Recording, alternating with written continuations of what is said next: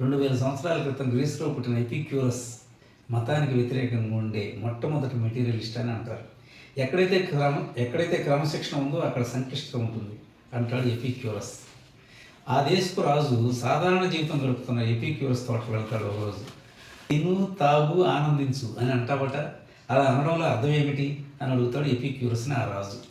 రాజా, మేము దేవుడిని ఏమీ కోరుకోవట్లేదు, కాబట్టి రేయి పగల ఆనందంగా జీవిస్తున్నాం.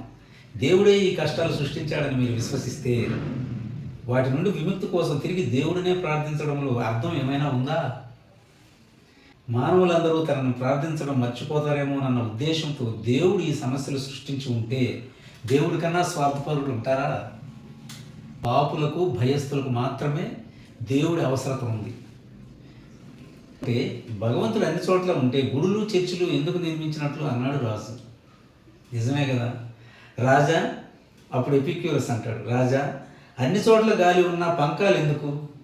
పంకా సౌఖ్యం కావలసిన వారికి దేవుడు, ప్రకృతి సుఖం కావలసిన వారికి పంకా అవసరం లేదు కదా అంటాడు ఎపిక్యూరస్. మీరేమంటారు? ఇంకా ఇలాంటి విషయాలు మీకు కావాలనిపిస్తే నిరంతర ప్రేరణ నేనే రాసే ఈ పుస్తకం.